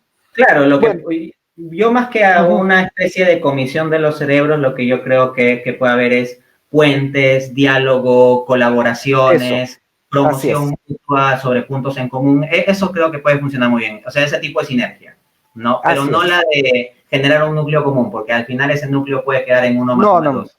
Ni sacar un libro común. Un ateo en contra del posmodernismo y que sea un ateo bien formado en contra del posmodernismo. Totalmente. Y yo tendría que saber mi teísmo también. Totalmente, como de hecho estoy leyendo algunos comentarios. Última pregunta, ya que hemos hablado sobre el ser, sobre la identidad, me veo obligado, dado también el tenor de la página, en preguntarte cuál crees que es la identidad del peruano. ¿Qué es el peruano? Porque el peruano también viene de 2 grandes corrientes, ¿no? que es la corriente andina, que es nuestro pasado tahuantinsullano, que es nuestra herencia quechua, inca, aymara, moche, cupisnique y demás, chachapoyas, huanca, huaylas y demás culturas prehispánicas con 5.000 años de una sola corriente, bueno, que se ha ido sumando y complementando y unificando hasta llegar al incanato.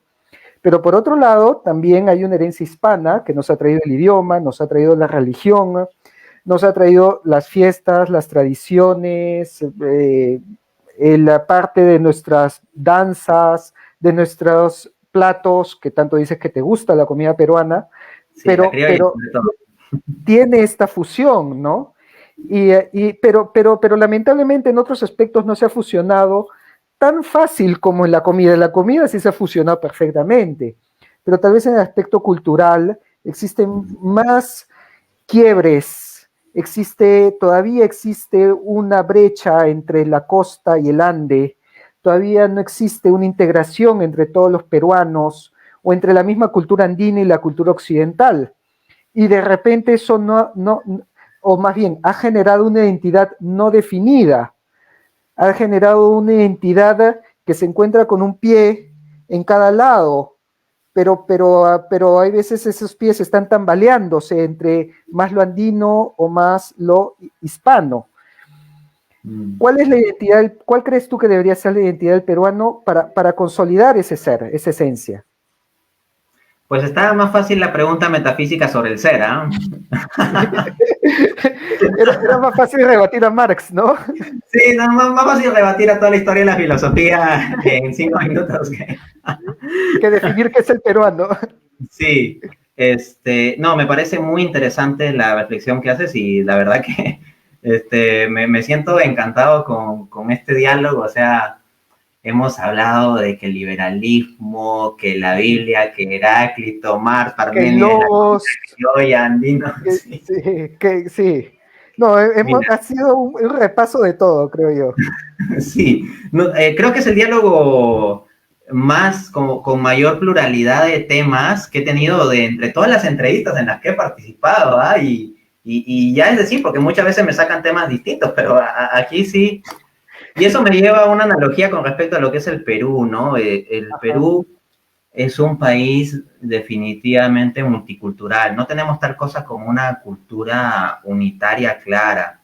De hecho, yo tengo un artículo académico recientemente publicado donde analizo los efectos de la corrupción en países latinoamericanos y países nórdicos, y informándome sobre el fondo de la cuestión de por qué los países nórdicos tienen bajos niveles de corrupción, al menos según los estándares de indicadores más comunes como el índice de percepción de corrupción o cosas así. Me encontré con que una explicación histórico-sociológica al respecto era la homogeneidad cultural. O sea, decía que en los países nórdicos no había una diversidad tan fuerte de razas, idiomas, dialectos, religiones, etcétera, y que también había disparidades económicas tan fuertes. Entonces, al ser la población culturalmente más similar, era mucho más fácil establecer la institucionalidad democrática, llegar a acuerdos y cuestiones de ese tipo, ¿no? En cambio, en el Perú lo que yo me encuentro es un territorio geográfico. O sea, si vamos a una definición convencional, los contornos de frontera de lo que es el Perú, pero dentro de ese contorno tenemos una multiplicidad de climas, una multiplicidad de regiones y todo ello que no nos dan tal cosa como una cultura unitaria, ¿no? Muy distinto es el criollo limeño, ¿no? De la persona del Ande o la persona de la Amazonía. E incluso allí dentro hay sus diferencias y distinciones y rivalidades y todo ello, ¿no? No es lo mismo en la costa la idiosincrasia del limeño que la del habitante de Tumbes o el habitante de Ica. Y la disparidad es importante, ¿no? Un elemento unificador clave a nivel cultural es la religión. O sea, a lo largo de la historia, lo que más fácilmente genera una unificación cultural en un pueblo es una religión. incluso si tienen distintos dialectos y todo eso, pero tienen la misma religión, al ser la religión un elemento tan fundamental del ser humano cuando la asume, eso ha permitido pues bastante unidad política, cohesión cultural y ese tipo de cosas, ¿no? Pero lo que nosotros tenemos es, aparte de nuestro multiculturalismo, que ya implica una dificultad, es que la religión tradicional, que es la religión católica, es muy poco tomado en serio por la mayoría de peruanos. O sea, la mayoría de católicos bautizados no se toman en serio su tradición católica. No la conocen, ni la aman, ni procuran vivirla bien, ¿no? Como evidencia fiestas como la Semana Santa o la Navidad, que ahorita por pandemia también la gente ve algunas películas en lugar de viajar. ¿Algo querías decir? Ojo, sí, ojo que a pesar de eso el Perú está entre los países más católicos del mundo por el porcentaje de católicos que hay y además es el país con mayor número de fiestas, tradiciones relacionados a fiestas patronales, a procesiones. Acabas de citar la Semana Santa, pero la Semana Santa en Ayacucho es impresionante y la procesión del Señor de los Milagros es una de las más grandes del mundo, por no decir la más grande, creo que compite con una España, ¿no? Entonces, otra vez estamos en esa ambigüedad, ¿no? Si bien es cierto que vemos cierta tibieza y poco profundidad, pero también vemos una tradición tal vez más cultural que religiosa, pero que es un símbolo todavía, que es parte de la pironidad, que es muy fuerte y que no existe en Chile, Argentina, Ecuador, Colombia, Venezuela, Paraguay, Uruguay, Bolivia, los países que nos rodean, ¿no?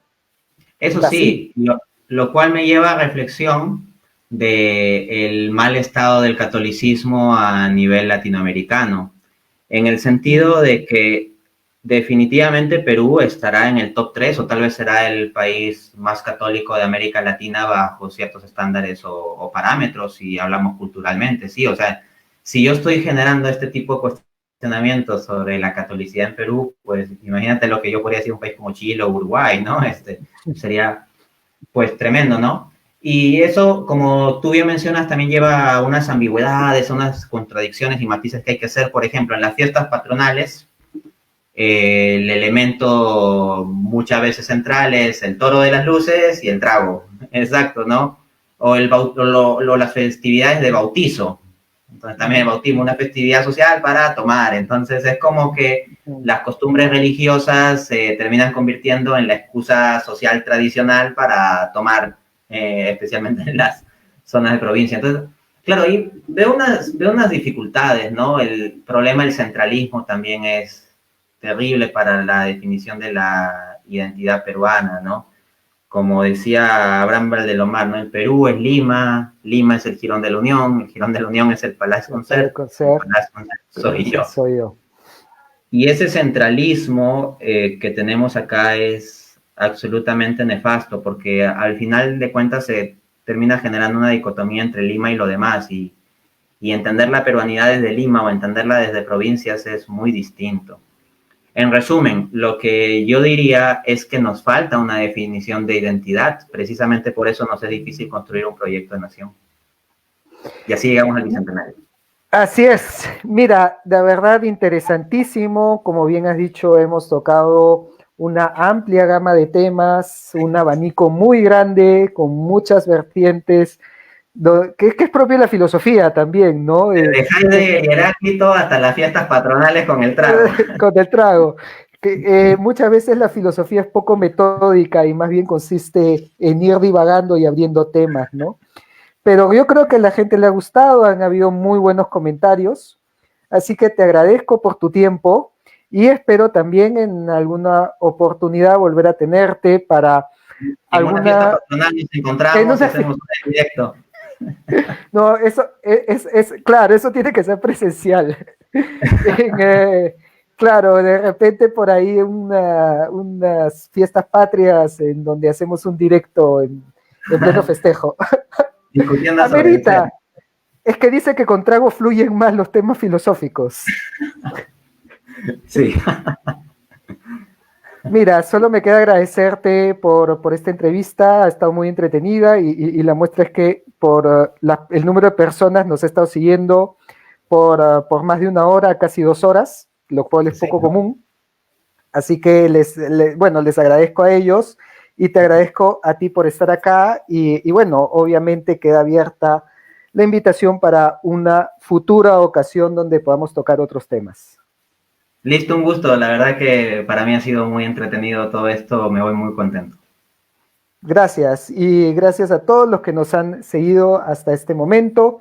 Nos despedimos para que recordándoles que estén atentos a futuras entrevistas que va a haber en este canal. Si recuerdo bien, el jueves tengo otra entrevista política, pues así va a ser a una candidata. Y no se olviden de seguir a Dante Urbina en sus redes sociales también. Y bueno, a Capitán Perú en mi Facebook, Instagram como Capitán Peruano y YouTube también en mi canal de Capitán Perú. Muchas gracias y hasta la siguiente ocasión.